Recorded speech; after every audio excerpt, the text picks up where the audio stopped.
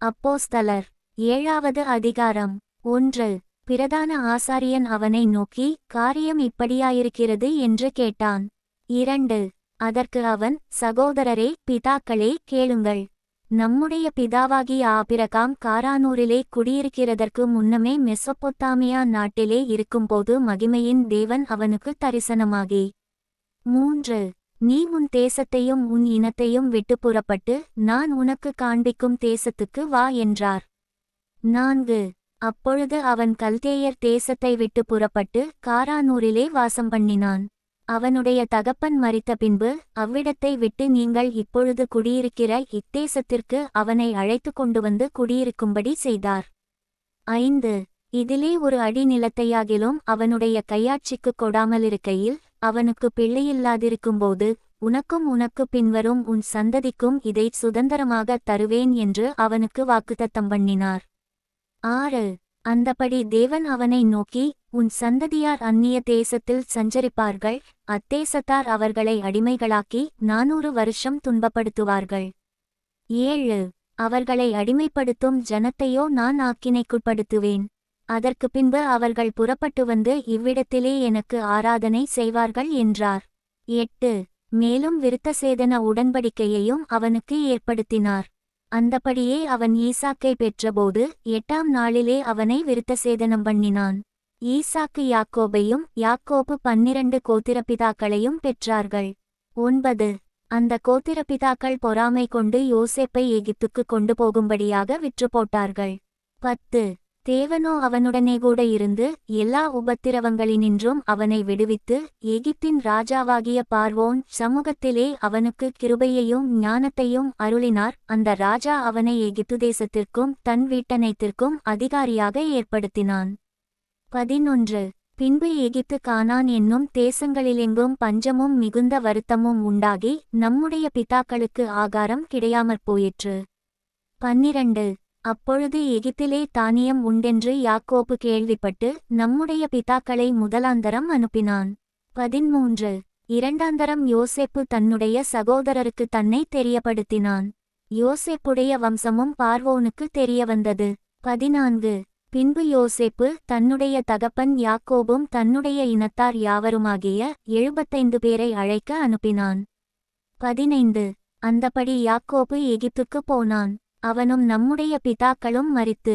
16. அங்கேயிருந்து சீக்கேமுக்கு கொண்டுவரப்பட்டு ஆபிரகாம் சீக்கேமின் தகப்பனாகிய ஏமோருடைய சந்ததியாரிடத்தில் ரொக்கக்கிரயத்துக்கு வாங்கியிருந்த கல்லறையில் வைக்கப்பட்டார்கள். 17. ஆபிரகாமுக்கு தேவன் ஆணையிட்டு அருளின வாக்குத்தத்தம் நிறைவேறுங்காலம் சமீபித்தபோது. 18.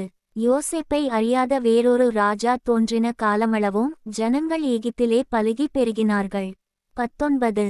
அவன் நம்முடைய ஜனங்களை வஞ்சனையாய் நடப்பித்து நம்முடைய பிதாக்களின் குழந்தைகள் உயிரோடிராதபடிக்கு அவர்கள் அவைகளை வெளியே போட்டுவிடும்படி செய்து அவர்களை உபத்திரவப்படுத்தினான்.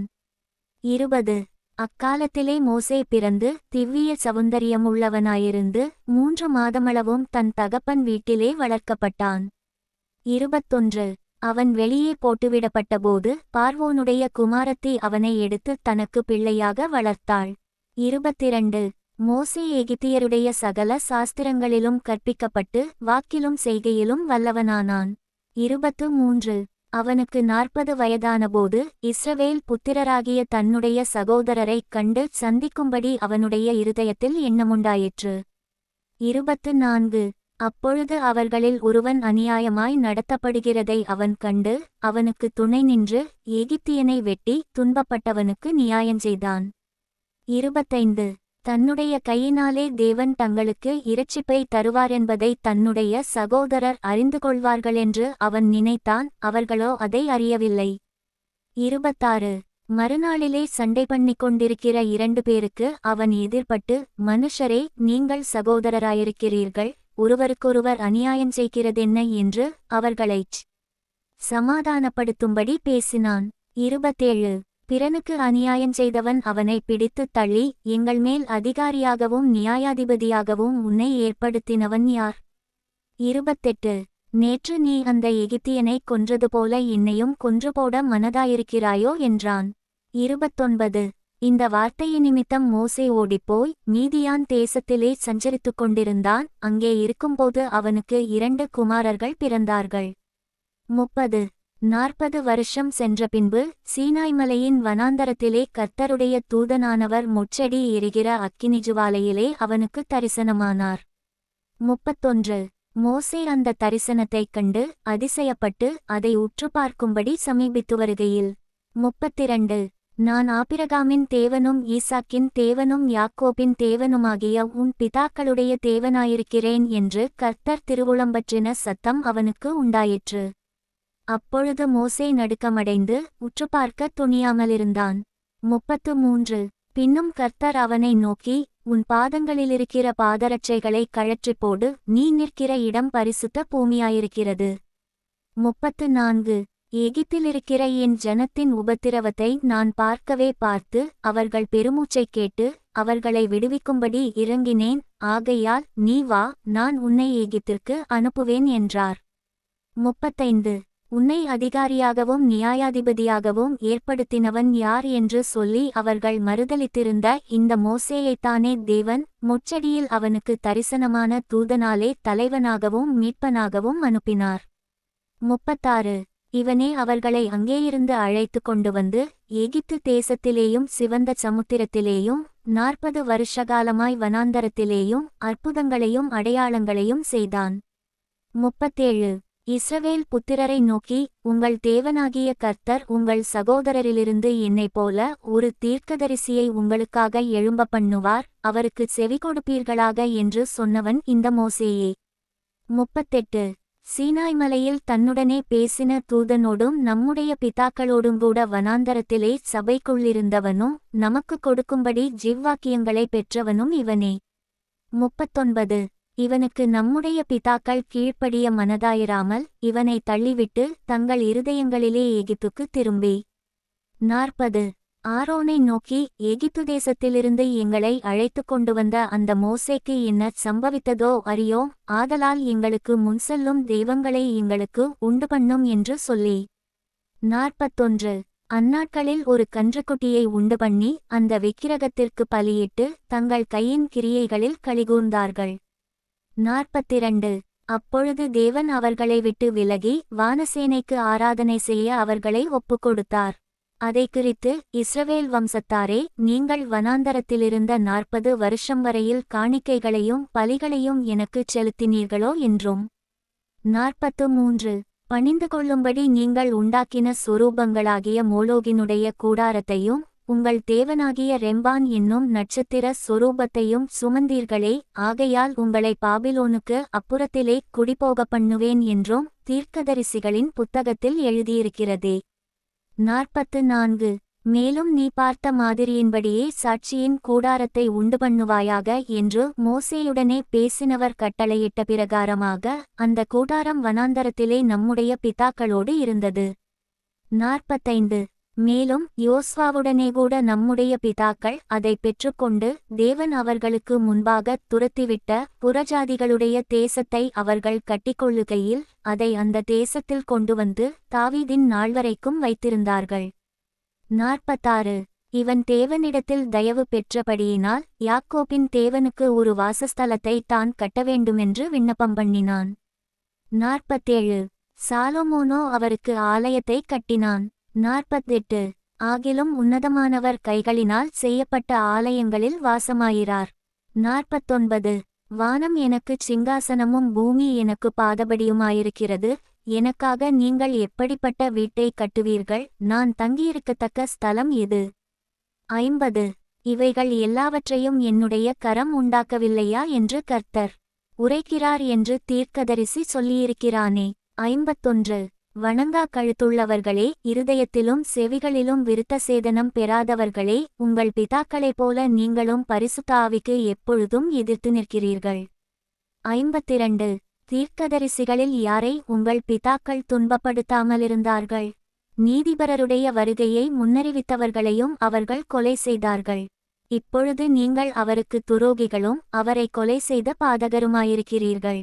53 தேவதூதரைக் கொண்டு நீங்கள் நியாயப்பிரமாணத்தை பெற்றிருந்தும் அதை கைக்கொள்ளாமற் போனீர்கள் என்றான். 54 இவைகளை அவர்கள் கேட்டபொழுது மூர்க்கமடைந்து அவனை பார்த்து பல்லை கடித்தார்கள். 55 அவன் பரிசுத்தாவியினாலே நிறைந்ததவனாய் வானத்தை அண்ணாந்து பார்த்து தேவனுடைய மகிமையையும் தேவனுடைய வலது பாரிசத்தில் இயேசு நிற்கிறதையும் கண்டு. 56 அதோ வானங்கள் திறந்திருக்கிறதையும் மனுஷகுமாரன் தேவனுடைய வலது பாரிசத்தில் நிற்கிறதையும் காண்கிறேன் என்றான். 57 அப்பொழுது அவர்கள் உரத்த சத்தமாய் கூக்குரலிட்டு தங்கள் காதுகளை அடைத்துக்கொண்டு உருமனப்பட்டு அவன்மேல் பாய்ந்து 58 அவனை நகரத்துக்கு புறம்பே தள்ளி அவனை கல்லெறிந்தார்கள். சாட்சிக்காரர் தங்கள் வஸ்திரங்களை கழற்றி சவுல் என்னப்பட்ட ஒரு வாலிபனுடைய பாதத்தினருகே வைத்தார்கள். 59 அப்பொழுது கர்த்தராகிய இயேசுவே என் ஆவியை ஏற்றுக்கொள்ளும் என்று ஸ்தேவான் தொழுது கொள்ளுகையில் அவனை கல்லெறிந்தார்கள். 60 அவனோ முழங்காற்படியிட்டு ஆண்டவரே இவர்கள் மேல் இந்த பாவத்தைச் சுமத்தாதிரும் என்று மிகுந்த சத்தமிட்டுச் சொன்னான். இப்படிச் சொல்லி நித்திரையடைந்தான். அப்போஸ்தலர் 8வது அதிகாரம். 1 அவனை கொலை செய்கிறதற்குச் சவுலும் சம்மதித்திருந்தான். அக்காலத்திலே எருசலேமிலுள்ள சபைக்கு மிகுந்த துன்பம் உண்டாயிற்று. அப்போஸ்தலர் தவிர மற்ற யாவரும் யூதேயா சமாரியா தேசங்களில் சிதறப்பட்டு போனார்கள். 2 தேவபக்தியுள்ள மனுஷர் ஸ்தேவானை எடுத்து அடக்கம் பண்ணி அவனுக்காக மிகவும் துக்கங்கொண்டாடினார்கள். 3 சவுல் வீடுகள் தோறும் நுழைந்து புருஷரையும் ஸ்திரீகளையும் இழுத்து கொண்டு போய் காவலில் போடுவித்து சபையை பாழாக்கிக் கொண்டிருந்தான். 4 சிதறிப்போனவர்கள் எங்குந்திரிந்து சுவிசேஷ வசனத்தை பிரசங்கித்தார்கள். 5 அப்பொழுது பிலிப்பென்பவன் சமாரியாவிலுள்ள ஒரு பட்டணத்திற்கு போய் அங்குள்ளவர்களுக்கு கிறிஸ்துவை குறித்து பிரசங்கித்தான். 6 பிலிப்பு செய்த அதிசயங்களை ஜனங்கள் கேள்விப்பட்டு கண்டு அவனால் சொல்லப்பட்டவைகளை ஒருமனப்பட்டு கவனித்தார்கள். 7 அநேகரிலிருந்த அசுத்தாவிகள் மிகுந்த சத்தத்தோடே கூப்பிட்டு அவர்களை விட்டு புறப்பட்டது. அநேகன் திமிர்வாதக்காரரும் சப்பானிகளும் குணமாக்கப்பட்டார்கள். 8 அந்த பட்டணத்திலே மிகுந்த சந்தோஷம் உண்டாயிற்று.